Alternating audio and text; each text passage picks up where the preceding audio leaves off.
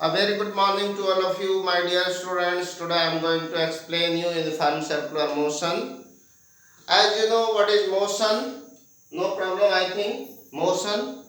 A body is said to be in motion, or a particle is said to be in motion if it changes its position with respect to its immediate surrounding. And thereafter, what is circular motion? So, when a body executes its motion on a circular path, then we call it as circular motion. Then what's about uniform circular motion? So, a motion is said to be uniform, whether it is linear or circular. A motion is said to be uniform when it means the object or the particle which is executing motion. So, if the particle which is executing motion swept equal distance in equal time interval. Okay. In the case of linear motion, if a body or a particle swept equal distance in equal time interval, then we call it as the motion is uniform motion. Since that is linear motion, so in linear motion, the speed and velocity both are same. Since direction and speed both are constant. In the case of linear motion, rather uniform linear motion. Okay. But in the case of uniform circular motion, so just see, when a body executes motion in a circular path, suppose there is a circle. Okay. This is a circle. Suppose a particle was initially at point A. This is O. Let this is R. R is the radius of a circle. Initially the particle was here. So here its velocity was along this direction. Right. And after some time, suppose particle is here through this path. So if a particle is moving on a circular path, then at different with a constant speed. Once again, I repeat, with a constant speed. Here speed is constant. Okay, but velocity will not be constant. Do you know why? Since speed is a scalar quantity, while velocity is a vector quantity. So, even speed may constant, but due to change in its direction, the velocity will not remain constant. Velocity will change continuously. How? Suppose a particle was initially here, started its motion along this direction with some speed, suppose 10 meter per second. Okay, so its speed remains at 10 meter per second, but now its direction is this one. Since at any instant the direction of its linear velocity will give you the direction of tangent drawn at that point. Okay, so at this point, this is velocity at A. Okay, velocity at A. Here this is velocity at B. Suppose this is point B. At this point, its velocity will be along this direction. Suppose this is velocity at C. At this point, velocity at D. This point D. In this way, it is quite obvious from this diagram is that in uniform circular motion, even the speed is constant, the path of the motion is circular path. So, but its velocity continuously changing. Velocity means speed plus direction. Speed remains constant, that's why uniform motion, while its velocity is continuously changing. At this point along this direction, at this point along this direction, At this point it is along this direction, at this point it is along this direction, and at this point it is along this direction. In this way velocity is changing continuously. Okay, since we know that change in velocity means what is acceleration, this is change in velocity upon change in time, means the rate of change of velocity with respect to time is said to be an acceleration. If this change in time is very small, means limit delta t tends to 0. So this quantity is said to be here dv upon dt. So this is your acceleration. So thus here, since velocity is continuously changing with respect to time, at some time it was along this direction, after some time it is along this direction. So due to change in velocity, there will definitely be an acceleration when the body will execute uniform circular motion. Even here it is uniform circular motion, but still it will have some acceleration. Is it clear to everyone? Alright. Since why there is an acceleration? Since the body is executing the motion on a circular path, and due to motion on a circular path, its direction of velocity, direction of motion is continuously changing, and hence even speed remains constant, but due to change in its direction, velocity changes continuously. Therefore, there will definitely be an acceleration. So this acceleration, there will be some acceleration a is equal to dv upon dt. Alright. And if there is some acceleration and particle will have some mass, hence there will definitely be some force. And what will be force? Force is equal to mass into acceleration. Okay, force is equal to mass into acceleration, and there will be an acceleration. And what will be direction of an acceleration? Here the direction of acceleration will always be towards the center, and thus everywhere the acceleration will be along the direction of center. Okay, thus this acceleration is said to be centripetal acceleration, and mathematically it is given by v square by r. V is the linear velocity and r is the radius of the circular path. Okay, thus force is equal to mass into acceleration. If this acceleration is centripetal acceleration, then this force is also said to be centripetal force. So F centripetal is equal to mass into centripetal acceleration, that is v square by r. So mv square by r, v is your linear velocity. One more formula, that since linear velocity is equal to r omega, this is linear velocity, this is your angular velocity. What is angular velocity? Since during circular motion the body,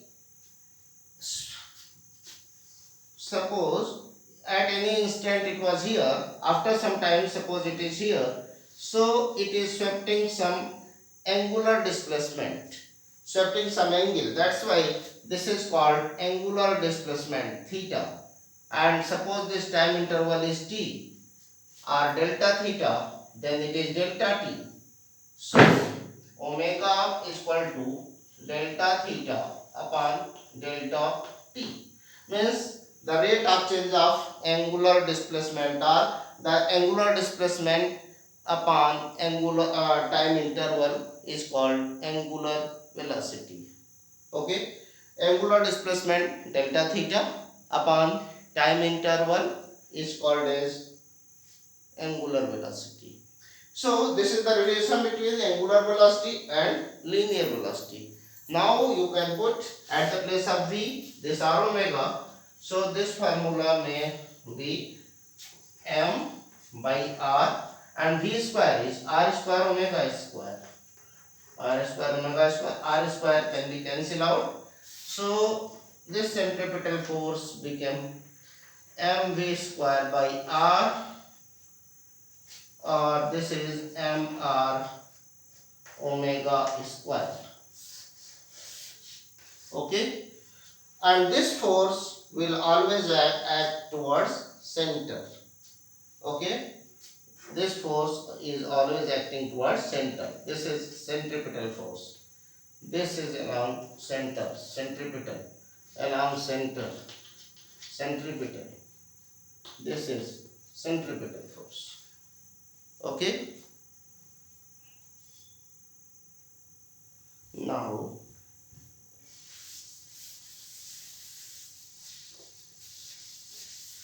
in this way it is quite obvious that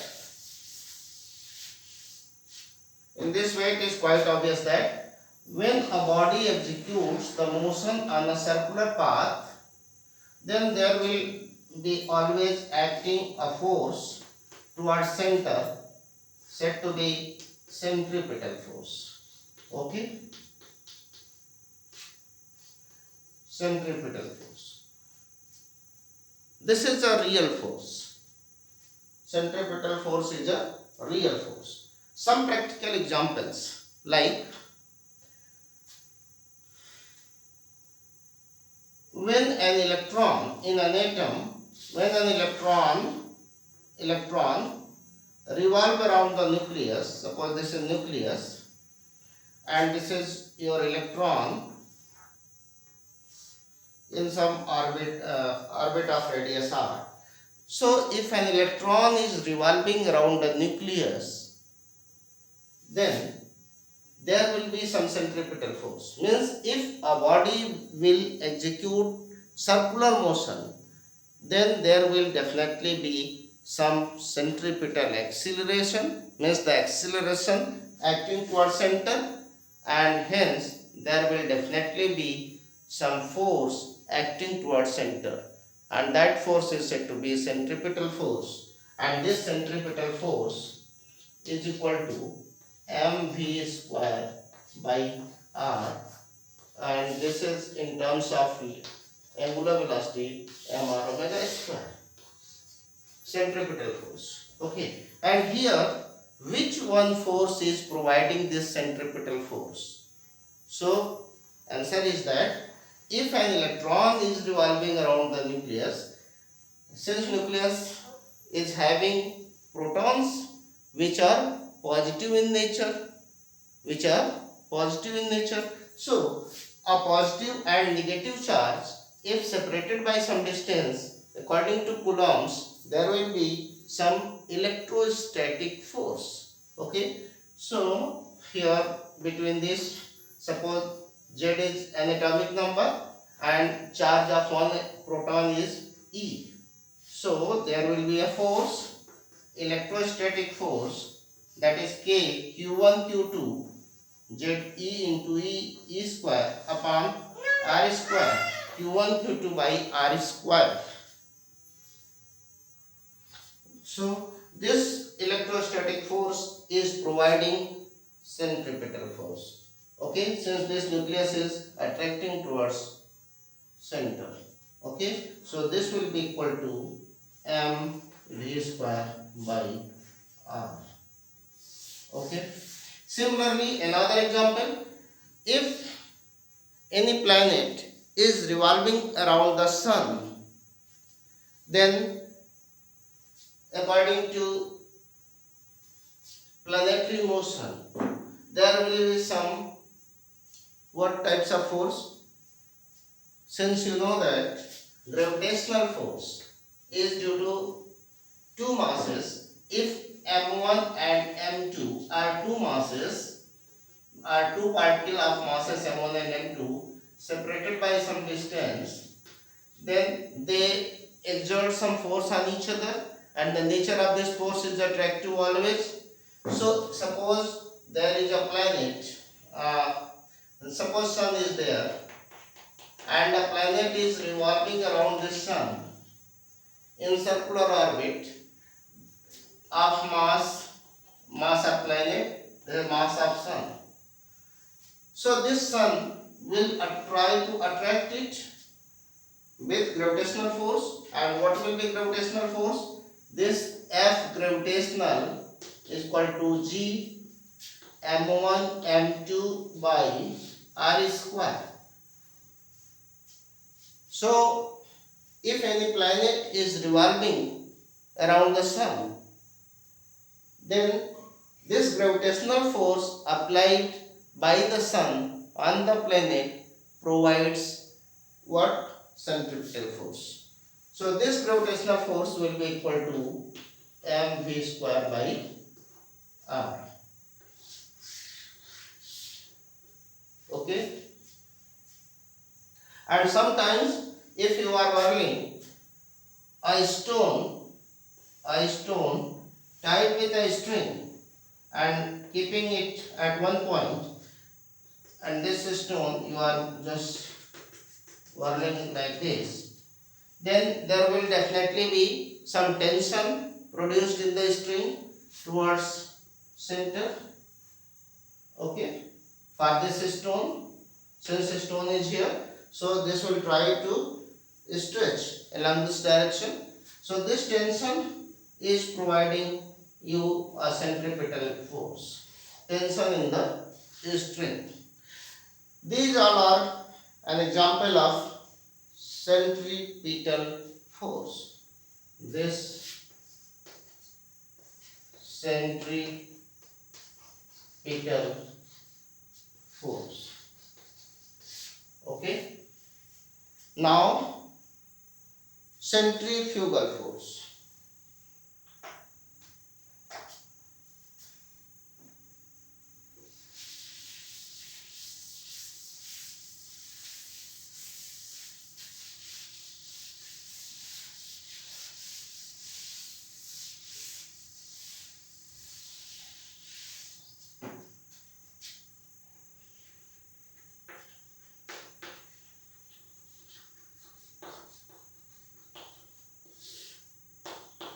Centrifugal force. So centrifugal force is a force acting on a body. Okay. Suppose a particle P is executing uniform circular motion, then a viscous force or a virtual force is considered for balancing, directed away from the center. Means centrifugal force is a viscous force. First of all, viscous, or it is not a real force. Centrifugal force is not a real force, or centrifugal force is a viscous force which is always acting away from the center. Away from the center means along this direction. This is F centrifugal force. Okay. So centripetal force is acting towards center. This is centripetal, while this is centrifugal. This centripetal force is a real force, while centrifugal force is not a real force. Centripetal force is acting towards center of the circular path on which object is moving, and centrifugal force is acting away from the center. This force is considered only for balancing point of view. Okay, this centrifugal force is not a reactive force or not a reaction of centripetal force. Sometimes it may come in your mind that since these two forces are in opposite direction, so they are this centrifugal is a reaction of this. No, answer is no. Centrifugal force is not a reactive force, or it is not the reaction of centripetal force acting on the body. Do you know why? Why this centrifugal force is not a reactive force or it is not a reaction? Yes, since these both of the forces are acting on the same body. This is actually acting, this is considered to be acting for balancing. Okay, so since both of the forces are acting on the same body or same particle, that's why this centrifugal force is not a reactive force. Since action and reaction cannot be applied on the same body. Okay, if there is some action, if there is some action on a body, then the reaction of that body will be on other one. Means the action and reaction, action and reaction both can never be acting on the same body. That's why this centrifugal force is not a reactive force. It's alright. Now go through the exercises.